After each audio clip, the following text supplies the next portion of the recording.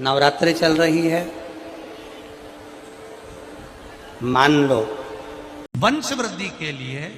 कार्य सिद्धि के लिए, वैभव प्राप्ति के लिए, या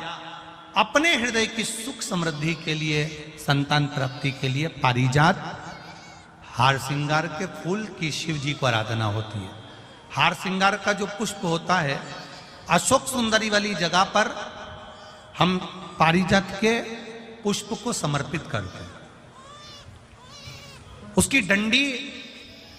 का जो मुख है वो शिवलिंग की ओर होता है जब अपन अशोक सुंदरी पर चढ़ाते हैं, और फूल का मुख इधर होता है। वापिस उसी पारिजात के पुष्प को उठाकर हम माता पार्वती जी के हस्त कमल पर, जो गोल हस्त कमल है, वहां समर्पित करते हैं। उस जगह पर माता पार्वती जी की ओर से जो पुष्प समर्पित किया जाता है, उसकी डंडी पारिजात की हमारी ओर होती है, पुष्प का मुख महादेव की ओर होता है। तीसरी जगह जब हम पारिजात के पुष्प को अशोक सुंदरी पे से उठाकर जगत जननी के हस्त कमल पर रखते हैं, हस्त कमल पे से उठाकर देवादिदेव महादेव के शिवलिंग पर रखते हैं, उस समय पर पारिजात के पुष्प की डंडी शिवलिंग के ऊपर होती है और फूल का मुख अपनी ओर होता है। इस जगह पर पारिजात के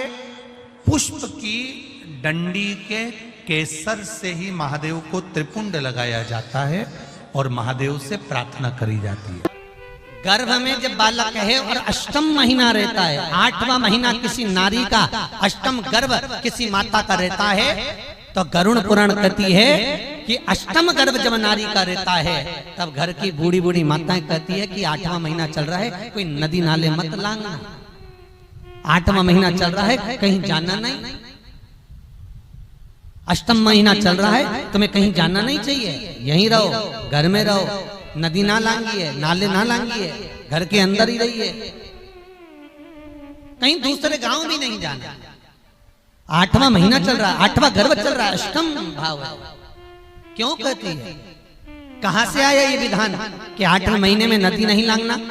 नाले नहीं लांगना, कहीं जाना नहीं, घर में रहना? अष्टम गर्भ का इतना प्रमाण क्यों कहा गया? क्योंकि गरुड़ पुराण कहती है जब 8वां महीना किसी नारी का रहता है तो गरुड़ पुराण का 7वां अंश कहता है कि उस समय पर दाता और विधाता शंकर के सामने बैठकर भगवान गणेश रिद्धि सिद्धि के सम्मुख में होते हैं, अमोद प्रमोद उनके सामने होते हैं, भगवान गणेश जी महाराज की लड़की संतोषी सम्मुख में विराजमान होती है, शुभ और लाभ उनके पास में विराजमान होते हैं, शंकर और पार्वती अपने नजदीक में विराजमान होते हैं, और दाता और विधाता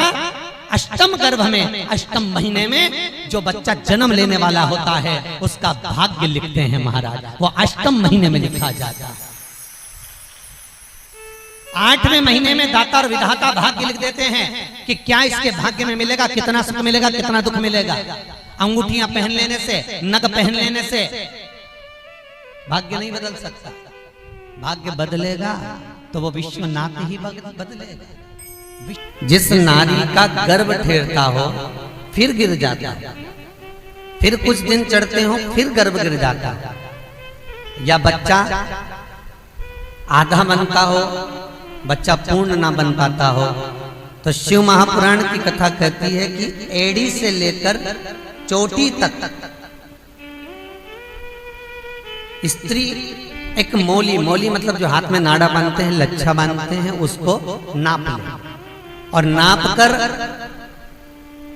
जब नारी का गर्भ केवल 1 महीना 2 महीना का ही चढ़े और वो नारियल पर लपेटकर शंकर जी से विनती कर कर शिव जी के शिवलिंग के पास में जिस स्थान पर अशोक सुंदरी की जगह है उस स्थान पर श्रीफल को रख देती है, तो उस नारी का गर्भ अधूरा नहीं होता, वो पूर्ण गर्भवती होती है महाराज, उसका संतान स्वस्थ और अच्छा जन्म लेता है,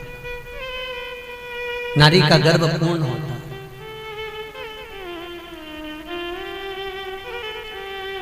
भगवान शिव का नाम लेकर, तुमरुका जी का नाम लेकर जो लच्छे को बांध कर रख देता है उसका फिर अधूरा गर्भ नहीं हो सकता। लीजिएगा महाराज, बच्चे को जन्म देने से पहले, बच्चे को जन्म देने से पहले शास्त्र कहता है, यहां पर श्रीमद् भागवत वर्णन करती है कि माता जब बच्चे को जन्म देवे, माता जब बच्चे को प्रकट करे, जन्म दे, उससे पहले 9 महीने तक बच्चा जब तक गर्भ में रहता है, नारी भगवत भजन में ऐसी लीन रहना चाहिए, ऐसी लीन रहना चाहिए कि गर्भ से जो बालक प्रकट हो, गर्भ से बालक जो जन्मे, वो भगवत भक्ति में डूबा रहे। पर आज का जमाना उल्टा है। गर्भवती नारी मोबाइल में इतनी व्यस्त रहती है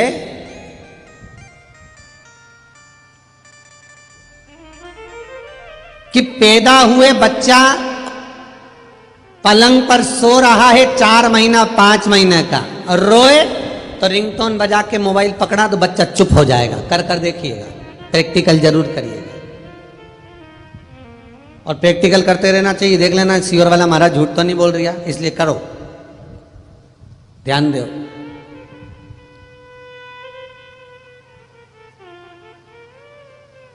आपको खुद अंदाजा लग जाएगा, आपको खुद मालूम पड़ जाएगा। शास्त्र कह रहा है गर्भवती नारी जितना भजन करे, गर्भवती नारी जितना स्मरण करे, गर्भवती नारी जितना भगवत तत्व में डूबती है, गर्भवती नारी जितना स्मरण में डूबती है, बच्चा उतना भगवत प्रेमी उत्पन्न होता है। भगवान का भजन करने वाला, कीर्तन करने वाला, स्मरण करने वाला, नाम जाप करने वाला प्रकट होता है, जन्म लेता है।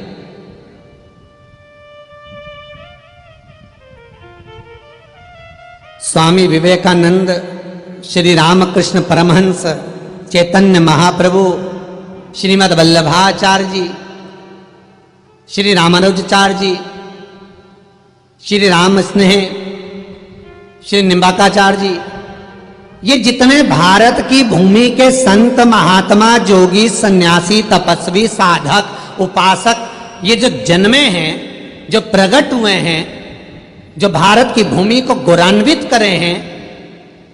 इनकी जो माता हैं वो भी तो आपके जैसी रही होंगी, वो भी तो आप ही की जैसी होंगी ना। बस अंतर इतना है कि उन माताओं का तेज पुंज, उन माताओं का प्रेम, उन माताओं का भजन, उन माताओं का स्मरण इतना प्रबल था कि उनके गर्भ से जो बच्चे जन्मे वह भारत के लिए गौरवान्वित करने वाले, भारत की भूमि को सिद्ध करने वाले। आज के जमाने में मां अगर कह दे बहू से, बेटा जापे का समय है, थोड़ा भगवान का भजन करा कर, कथा सुन लिया कर, दिन भर टीवी के सामने बैठी रहती है। हाँ, तुम्हें क्या मालूम मम्मी, डॉक्टर ने बोला बेड रेस्ट। अरे तो बेड रेस्ट बोला है, ये थोड़ी ना बोला है कि बेड पे पड़ी पड़ी दिन भर टीवी देखो। डॉक्टर बोला है बेड रेस्ट करो। पर जितना बन जाए कथा, सत्संग, भजन, स्मरण, कीर्तन, नाम जाप, नाम स्मरण जितना मिल जाए, जैसे मिल जाए,